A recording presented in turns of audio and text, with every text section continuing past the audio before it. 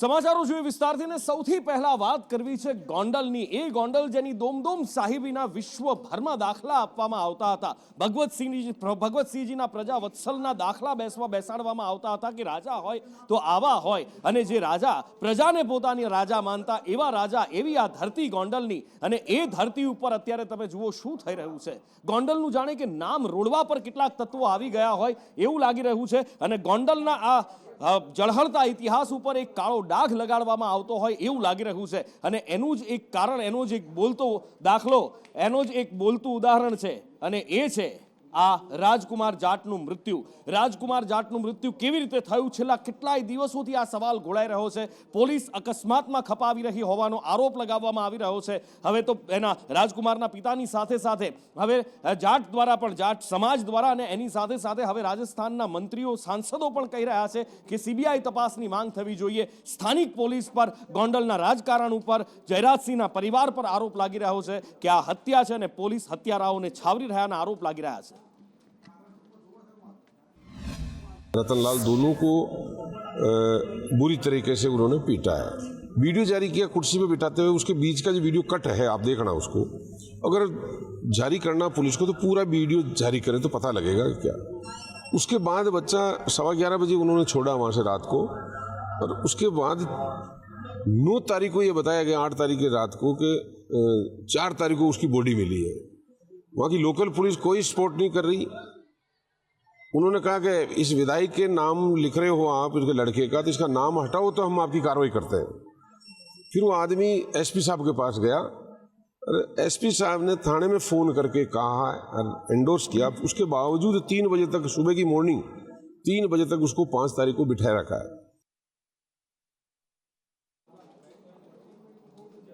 એટલે એક બાજુ પૂર્વ મંત્રી પહોંચ્યા મુખ્યમંત્રીને મળવા માટે અને મુખ્યમંત્રીને મળી અને સીબીઆઈ તપાસની માંગ કરી છે બીજી બાજુ રાષ્ટ્રીય જાટ સેના રાષ્ટ્રીય વીર જાટ સેનાએ પણ આ જ માંગ કરી છે રાજકુમારનું મોત કેવી રીતે થયું ઘણા બધા સવાલો અને શંકા છે પોલીસ કહી રહી છે કે અમે બધા જ પુરાવા આપ્યા છે પણ શું એ પુરાવા પૂરતા છે માત્ર 3 મિનિટના સીસીટીવી ફૂટેજ આપ્યા છે કે જેમાં જયરાજસિંહના ઘરમાં રાજકુમાર અને એના પિતા આવતા દેખાય છે એ બહાર કેવી રીતે નીકળ્યા એમની સાથે શું થયું કશો જ પુરાવો પોલીસ દ્વારા નથી જ્યારે એની લાશ મળી હતી પોસ્ટમોર્ટમ કરવામાં આવ્યું તો 41 ઘાના નિશાન હતા આખરે હિટ એન્ડ રનમાં 41 નિશાન આવે કેવી રીતે એ સવાલ છે જેનો જવાબ કોઈની પાસે નથી અને માટે જ ઉગ્ર માંગ થઈ રહી છે સડકથી લઈને સંસદ સુધી કે सीबीआई तपास કરવામાં આવે मतलब पंचनामा रिपोर्ट है और फोरेंसिक की रिपोर्ट है वो भी यहीं से वो करा करके फिर हॉस्पिटल ले जानी पड़ती है तो यहाँ से वो रिसीव करेंगे तभी वो वहाँ से देंगे तो ये जो रिपोर्टें हैं यहाँ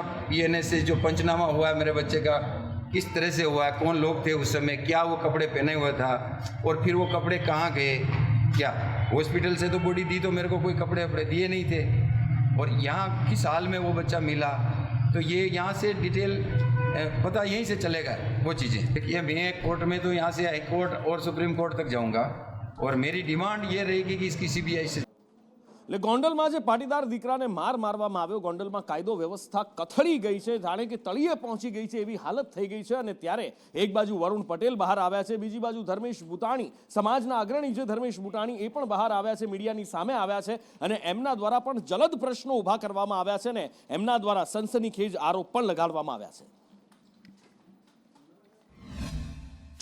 હું અત્યારે અમારા પાટીદાર આગેવાનોને કહી રહ્યો છું જ્યારે લોકોને મતની જરૂર હોય ત્યારે પાટીદાર આગેવાનો બધા મત માટે પાટીદાર સમાજ કરતા હોય છે તમે હું જયેશભાઈને જ કહું છું ખુલ્લામાં જયેશભાઈને તમે 3-4 ઇન્ટરવ્યૂ જોયા હશે તેમાં ખુલ્લામાં એ બોલે છે જ્યારે હું સમાજનું કામ જ્યારે સમાજનું કામ કરીશ રાજકારણ સાઈડમાં રાખીશ તો હું જયેશભાઈને જ કહેવા માગું છું તમે ના અમરેલી બાબતે ના આશીષ કુંજળિયા બાબતે ના અત્યારે ગોંડલ બાબતે એકેય મેટર બાબતે જયેશભાઈ રાદડિયાએ એકેય બાઇટ હજી સુધી આપી નથી જાટ સમાજના બાબતે ત્યાંના રાજસ્થાનના ધારાસભ્યો જો બધા આવી શકતા હોય તો આપણા ગોંડલ ગુજરાતની અંદર ઘણા બધા ધારાસભ્ય પાટીદાર સમાજના છે અત્યારે આ છોકરાને માર્યો છે એ બાબતે એકેય ધારાસભ્ય હજી બાઇટ આપી નથી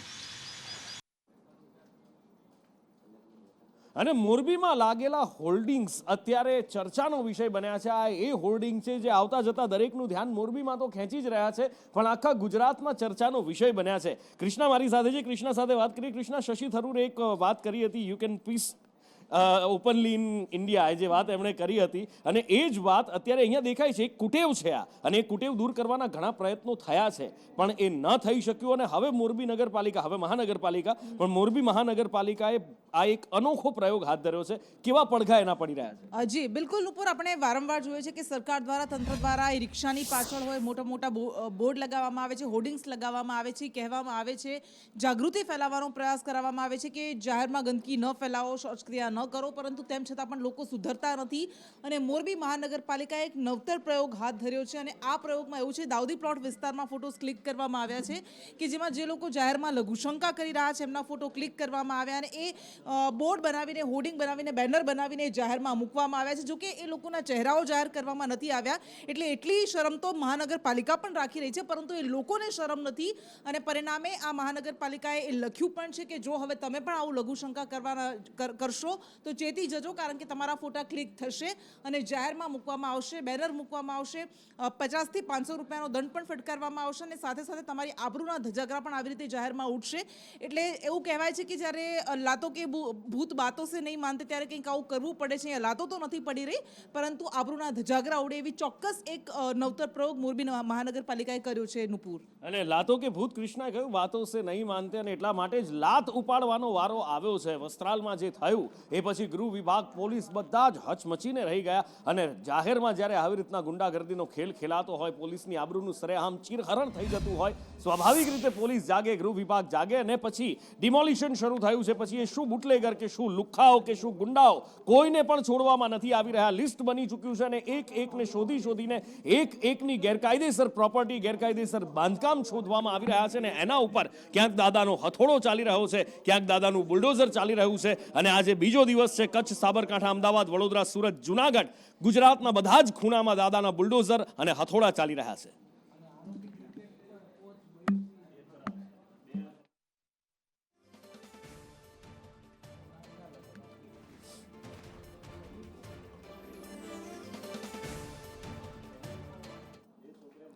અને દાદાનું આ બુલડોઝર સુરતમાં પણ ચાલી રહ્યું છે, કારણ કે સુરતના આંકડા હમણાં જ વિધાનસભામાં મૂકવામાં આવ્યા હતા અને આપણે જોયું હતું કે સુરતના આંકડા કેટલા ભયાનક હતા.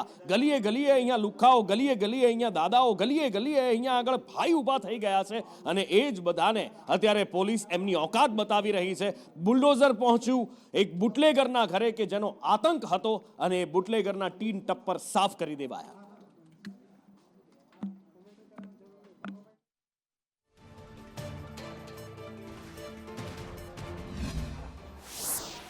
સુરતમાં ફરી એકવાર તમને દેખાશે કે દાદાનું બુલડોઝર ફરી એકવાર પોતાનું કામ કરતું નજરે આવી રહ્યું છે. હવે છે હદ વિસ્તાર પાંડેસરા પોલીસ સ્ટેશનની અંદર અને આ જે લિસ્ટેડ નામચીન બુટલેગર, મહિલા બુટલેગર કહીશ, ગીતા જયેશ નારકરનો અડ્ડો, જ્યાં પોલીસે એન્ટ્રી મારી છે. પાંડેસરા ગુજરાત હાઉસિંગ બોર્ડ ખાતે આ અડ્ડો આવ્યો હતો. LIG આવાસની 240 નંબરની આ બિલ્ડિંગ છે, જ્યાં ચુસ્ત પોલીસ બંદોબસ્ત વચ્ચે હાલ દાદાનું બુલડોઝર પોતાની કામગીરી કરી રહ્યું છે. અને આ તમારી સામે છે કે જે પતરાનો શેડ બનાવવામાં આવ્યો હતો, એ બુટલેગર જે તેના ઘરના આગળનો ભાગનો હિસ્સો છે તેને કવર કરી લીધો હતો અને અહીંયા બિંદાસ એ દારૂનો અડ્ડો ધમધમામ ચલાવતી હતી.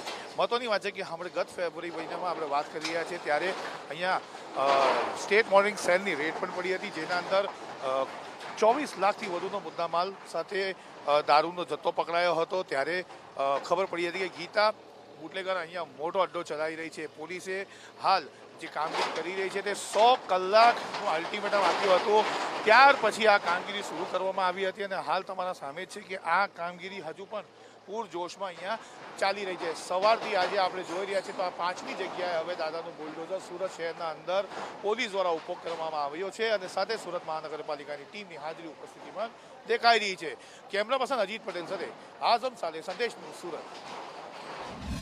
રાજ્યભરમાં દાદાનું બુલ્ડોઝર અને હથોડા ગેરકાયદેસર બાંધકામ પર ચાલી રહ્યા છે. ખાસ કરીને વાત કરીએ તો ગુનાહિત ઇતિહાસ ધરાવતા લોકો છે તે સરકારી જગ્યા પર બાંધકામ કરી દેતા હોય છે. ત્યારે સુરત શહેરમાં વહેલી સવારથી જ અલગ અલગ બાંધકામ પર બુલ્ડોઝર ચાલી રહ્યું છે. ત્યારે સુરતના વરાછા વિસ્તારમાં અત્યારે ખારવાચાલ આવેલી છે, ત્યાં આગળ અલ્તાફ પટેલના મામા છે મુશ્તાક પટેલ, તેમના નિવાસસ્થાને બુલ્ડોઝર ચાલી રહ્યું છે. ડીસીપી સાહેબ આપણે છીએ, એમની સાથે વાત કરીશું. સાહેબ, કઈ રીતે આખી કાર્યવાહી થઈ રહી છે?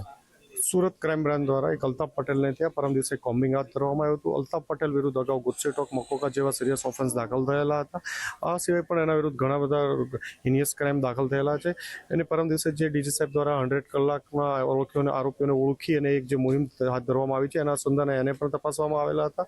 એની પૂછપરછ દરમિયાન અહીંયા ગેરકાયદેસર બાંધકામ ક્રાઇમ બ્રાન્ચની ટીમ દ્વારા જોવામાં આવ્યું હતું. તેથી એસએમસીની ટીમને ઇન્ફોર્મ કરી એમની સાથે આજે એ ગેરકાયદેસર બાંધકામ તોડવામાં આવ્યું. સાહેબ 100 કલાકનું અલ્ટિમેટમ પૂરું થઈ ગયું હોય ભલે, પરંતુ કામગીરી સુરત પોલીસની હજુ પણ યથાવત છે. તમારી સામે છે કે આજે સુરત શહેરના વરાછા, લસકાણા, પાંડેસરા અને તમે જે દ્રશ્ય જોઈ રહ્યા છે ગોરાદરા પોલીસ સ્ટેશનની હદ વિસ્તારના છે. દાદાનું બુલડોઝર હજુ પણ તમારી સામે છે, યથાવત દેખાઈ રહ્યું છે, પોતાની રીતે કામગીરી કરી રહ્યું છે.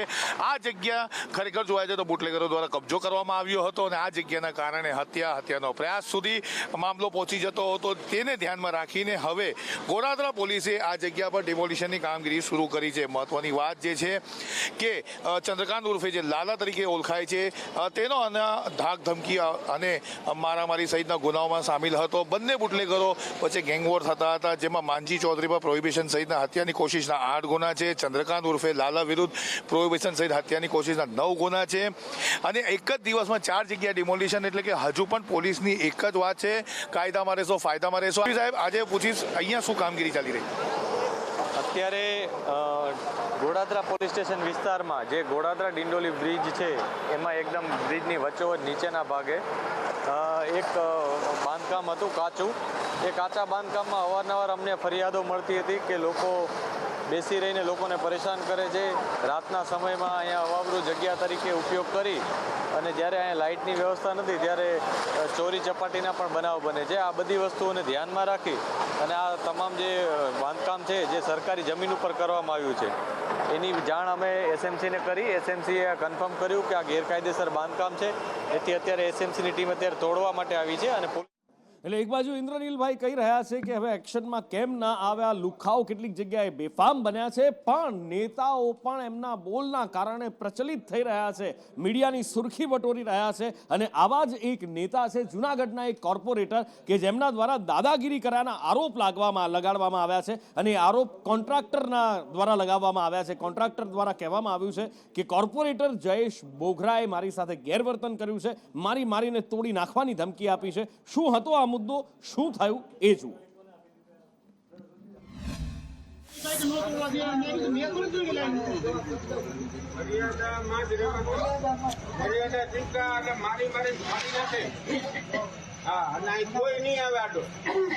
અરે દાદાગીરી તો એને તમે વાત કરો માં આવી દાદાગીરીઓ આલી હતી. તમારા માણસો મર્યાદા ને ચૂકતો મેં કીધું કે મારી ફાડી નાખે કોઈ તમે ગમે નહીં ગમે ઓલામાં ફોન કરતો ને ના બરાબર. એ બે વસ્તુ બે તરફથી મર્યાદામાં હવે કઈ દેજો. પેલા જે હતું હવે એ નથી. હવે હું તું આ પેલા જે હતા તમે ગમે ને ગમે નાખી લેતા હતા એજન્સી. હવે કોઈનું નહીં હાલે, એટલે મર્યાદામાં જ વાત કરવાની. અને આ જે કઈ તોડો એ પાછા કરજો. એટલે આમાં કોર્પોરેટરની દાદાગીરી છે કે પછી પ્રજાના પ્રશ્નો માટેની લડત છે એ પણ એક ચર્ચાનો વિષય છે, એ પણ એક વિચારવા જેવી વાત છે. કારણ કે કોર્પોરેટર એકલા નથી, એની સાથે લોકો પણ છે અને એ પણ આ કોન્ટ્રાક્ટરને કહી રહ્યા છે કે ભાઈ આ વખતે વ્યવસ્થિત કામ કરજે. એનો મતલબ એ છે કે પાછલી વખતે કંઈક ગોટાળો કર્યો હોવો જોઈએ. ખેર હવે એ તો જનતાએ નક્કી કરવાનું છે કે આને દાદાગીરી કહેવી કે પછી પ્રજાના પ્રશ્નો માટેની ચિંતા કહેવી. કદાચ અવાજ થોડો ઊંચો હતો પણ એની જરૂરિયાત હતી કે કેમ એ જનતા નક્કી કરે. આગળ વાત કરવી છે એવા આઈપીએસની કે જેમના ઉપર દરોડા પડ્યા છે. જી હા, ભાગ્યે જ ક્યારેક એવું બનતું હોય કે કોઈ આઈપીએસ ઉપર દરોડા પડતા હોય અને આ આઈપીએસ ઉપર દરોડા પડ્યા છે મેઘ શાહ સાથેની સંડોવણીના. કોણ છે આઈપીએસ, શું થયું, જિગ્નેશ પાસેથી જાણીએ.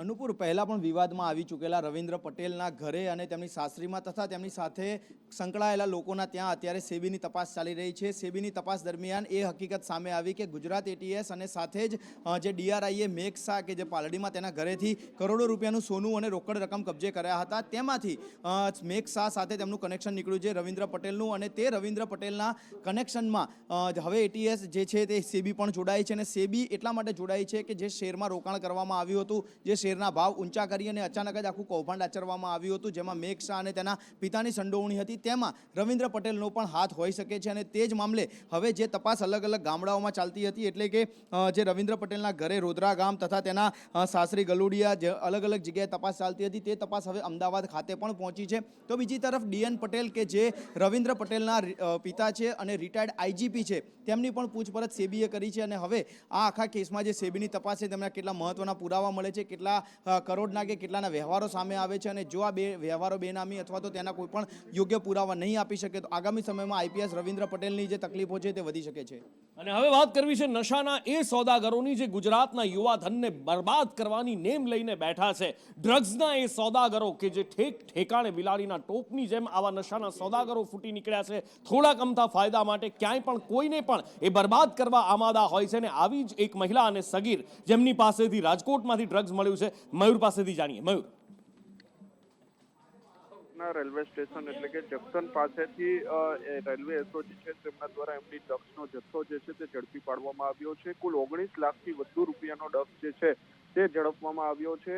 દુરંતો એક્સપ્રેસ જે ટ્રેન જે છે તે આવી રહી હતી, તે સમય દરમિયાન જે પેસેન્જરને એસઓજી દ્વારા રૂટીન તપાસ જે તે ચાલી રહ્યું હતું, તે સમય દરમિયાન જે એક મહિલા જે છે તેમની સાથે એક સગીર પણ હતો અને તેમની મહિલાના બેગ ચેક કરતા એમડી ડ્રગ્સનો જથ્થો જે છે તે ઝડપી આવ્યો હતો. રેલવે એસઓજીએ આ જથ્થો જે છે ઝડપી પાડી આગળની કાર્યવાહી જે છે તે હાથ ધરી છે. કુલ 19 લાખથી વધુનો ડ્રગ્સનો જથ્થો જે છે તે જામનગરની મહિલા જે છે તેમને આપવામાં આવ્યો હોવાનું સામે આવી રહ્યું છે. હાલ આ જથ્થો કોને આપવાનો હતો અને કોના દ્વારા અને ક્યાં પહોંચાડવાનો હતો તેમને લઈને તપાસ જે છે તે શરૂ કરી છે.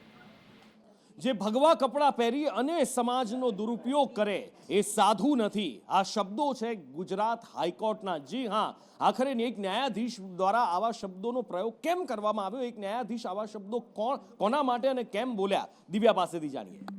નુપુર, સાધ્વી જયશ્રીગીરી દ્વારા કરોડોની જમીન પચાઈ પાડવા મામલેને લઈને કરોડો રૂપિયાની જમીનને લઈને અલગ અલગ કૌભાંડો કરવામાં આવ્યા હતા. તેની સામે ફાયરિંગનો પણ ગુનો નોંધવામાં આવ્યો હતો અને જાપ્તામાંથી પણ વર્ષ 2017માં અલગ સ્થળે ભાગી પણ ગઈ હતી અને નાટ્યાત્મક રીતે તેને હાજર પણ કોર્ટમાં સરેન્ડર કરવામાં આવ્યું હતું. જે કે સમગ્ર વિવાદને લઈને તેને એફઆઈઆર રદ કરવા માટે જે શાહીબાગ પોલીસ સ્ટેશનમાં તેની સામે જમીન વિવાદને લઈને નોંધાઈ હતી, તે ફરિયાદ રદ કરવા માટે ગુજરાત હાઈકોર્ટમાં અરજી કરી હતી. જો કે ગુજરાત હાઈકોર્ટે આ અરજી ફગાવી છે અને જે ભગવા કપડાં પહેરનારા અને કાયદાનું પાલન નથી કરતા તેવા લોકોને જેલમુક્ત ન કરી શકાય, સમાજમાં પણ આ ખોટો દાખલો બેસે તેવા ઘણા અવલોકનો અને ઘણા મહત્વના નિર્દેશો સાથે આ જામીન તેની જે અરજી હતી તે નામંજૂર કરી છે. જી, અને વધુ એક કોઓપરેટિવ બેંકના ઉઠમણાની વાત કરવી છે. સામાન્ય માણસને રાતા પાણીએ રોવડાવનાર એ ઠગબાજોની વાત કરવી છે.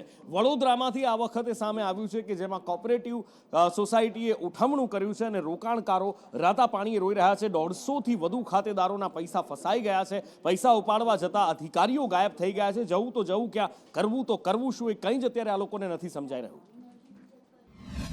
બેંકમાં પૂછપરછ કરતા અમને બી જાણવા મળ્યું છે કે અહીંયા બેંકના જે કર્મચારીઓ છે તમામ કર્મચારીઓ એથી ફરાર છે.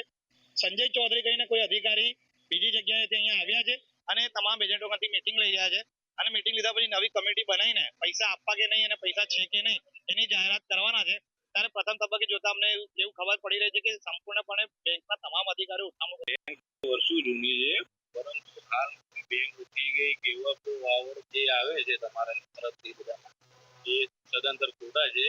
ખાલી વહીવટી કમિટી રહી પોતાના વહીવટનું નિષ્કાળજી આવી એની એટલે એના આધારે જિલ્લા રજિસ્ટ્રારશ્રીએ વહીવટદાર તરીકે અમને મૂક્યા છે. બેંક બંધ થઈ ગઈ એવું કઈ કશું કઈ નથી, એટલે કોઈ ચિંતાનો વિષય નથી. બેંક ચાલુ જ છે. રાજનીતિ ચાલી રહી છે અત્યારે હેલિકોપ્ટર ઉપર. જી હા, વિધાનસભાનું સત્ર ચાલી રહ્યું છે ને એમાં એક આંકડા જે મૂકવામાં આવી રહ્યા છે એ આંકડા રાજનીતિનો વિવાદ ઊભો કરી રહ્યા છે. અને હવે એ છે કે 2 વર્ષમાં પ્લેન અને હેલિકોપ્ટર પાછળ થયેલો ખર્ચ 100 કરોડથી વધુનો ખર્ચ છે. આ મેન્ટેનન્સ, ફ્યુલ, પાર્કિંગ ભાડું વગેરે વગેરે એની પાછળ થયેલો ખર્ચ છે. અને એ ખર્ચ બાબતે હવે ભાજપ અને કોંગ્રેસ સામસામે આવ્યા છે. એમના માટે રહેવા માટે ઝૂંપડું, એમના માટે રોજગારી અને એમના બાળકોને ભણાવવા માટે શાળા ઓરડાઓને સારું શિક્ષણ મળી શકે, સારું આરોગ્ય મળી શકે, એ બધું જ સાઈડમાં મૂકીને આ જનતાના પૈસાથી જે ધાગર ધીંગાઓ કરી રહ્યા છે તે તદ્દન ખોટા છે. મારે કોંગ્રેસના સભ્યો માની કાંતિભાઈ આપને અને વિમલભાઈને પૂછવું છે કે શું આપના શાસિત રાજ્યોના મુખ્યમંત્રી રાજ્યનો વિકાસનું કામ હોય કોઈ પણ જગ્યાએ જવા માટે પગપાળા જાય છે? તમે કેવા પ્રકારના પ્રશ્નો આ ગુજરાત જેવા રાજ્યની વિધાનસભામાં ઉઠાવી રહ્યા છો?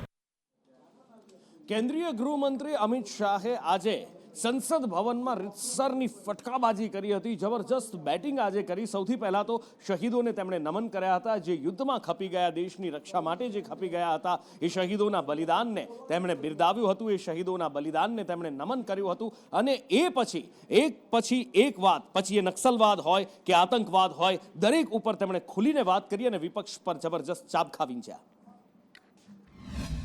ये सारे अपराध कोई एक राज्य की सीमा में नहीं होते हैं और कई अपराध ऐसे होते हैं जो देश की सीमा के बाहर से भी हमारे देश में किए गए. शासन बदला भाजपा की सरकार, इसके बाद मान्यवर एक ही साल में 380 नक्सली मारे गए, इसमें कल के 30 जोड़ना बाकी है.